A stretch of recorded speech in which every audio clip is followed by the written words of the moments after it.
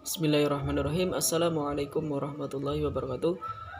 Sebelumnya perkenalkan, nama saya Nasikin, NIM 3220019 dari Prodi Ilmu Hadis Fakultas Usuluddin Adab dan Dakwah Universitas Islam Negeri Kiai Haji Abdul Rahman Wahid, Pekalongan. Dalam video ini saya akan menyelesaikan tugas UAS mata kuliah Filsafat Ilmu.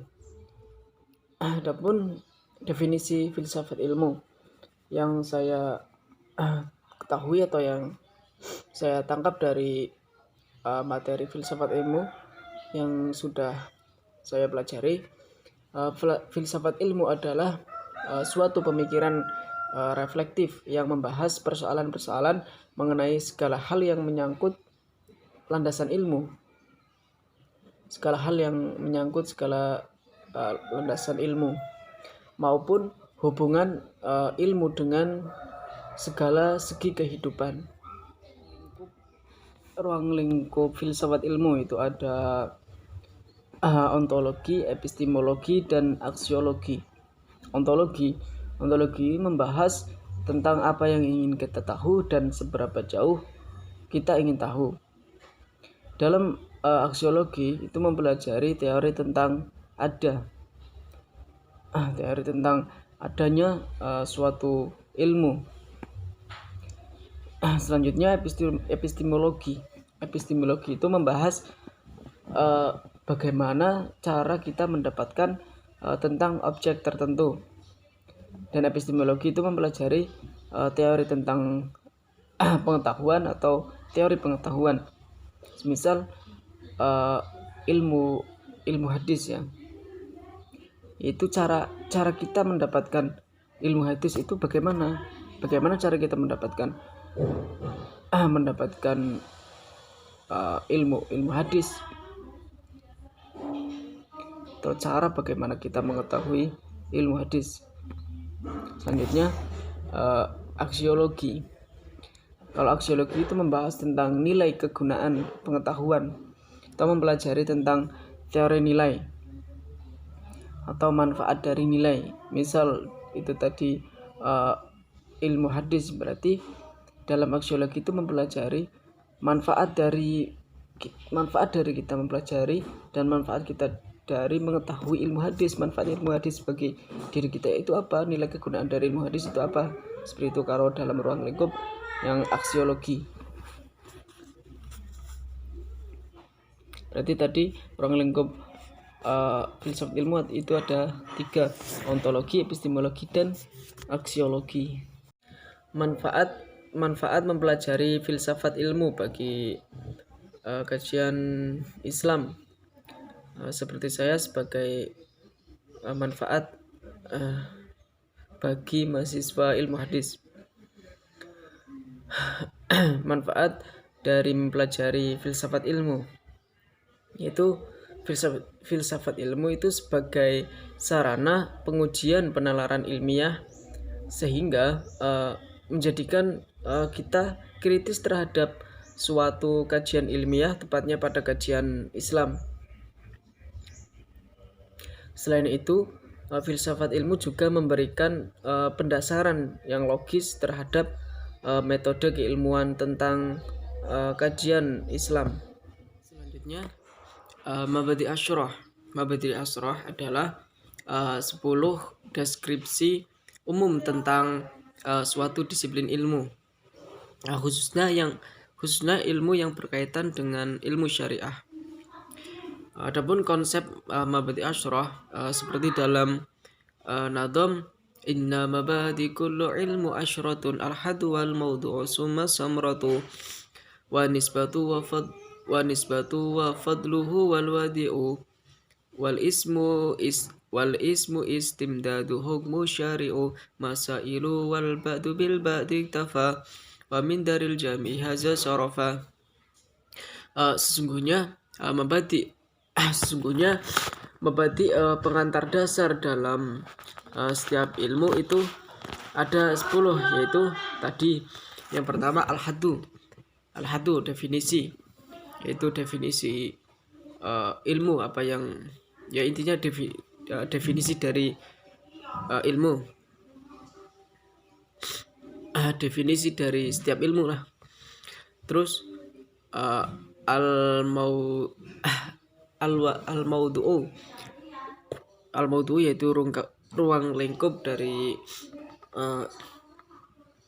setiap ilmu, ruang lingkup dari suatu ilmu. Terus asamrotu itu manfaat dari setiap ilmu atau dari suatu ilmu.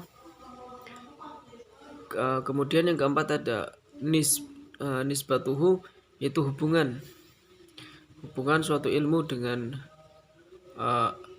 ilmu yang lainnya. Yang kelima ada al fadlu, yaitu fadilah dari ilmu tersebut. Terus ada al wadi'u, itu pencetusnya, al ismu itu nama. Yang ke-8 ada al istimdadu, itu sumber pengetahuan. Yang ke-9 ada hukum syara', atau yang artinya hukum mempelajari dari suatu ilmu tersebut. Yang terakhir ada masailu, itu masail mengetahui ilmu. Kemudian yang nomor 3, contoh hadis yang dipahami perspektif ilmu filsafat, sains dan metafisik. Adapun hadisnya, waman salaka tariqan yaltamisu fihi ilman sahalallahu lahu bihi tariqan ilal jannah. Yang artinya, siapa yang menempuh jalan untuk mencari ilmu, maka Allah akan memudahkan baginya jalan menuju surga. Hadis riwayat Muslim nomor 2699. Selanjutnya, ayat Al-Quran atau hadis tentang moderasi beragama terdapat dalam Al-Quran surat Al-Hujurat ayat 13. A'udzubillahi minasyaitonirrajim. Bismillahirrahmanirrahim. Ya ayyuhan nasu inna khalaqnakum min dzakari wa untha wa ja'alnakum syu'uban wa qabaila lita'arafu inna akramakum indallahi atqakum innallaha alimun khabir. Yang artinya, wahai manusia, sungguh kami telah menciptakan kamu dari seorang laki-laki dan seorang perempuan. Kemudian kami jadikan kamu berbangsa-bangsa dan bersuku-suku agar kamu saling mengenal.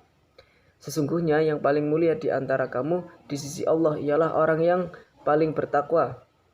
Sungguh Allah Maha mengetahui dan Maha teliti.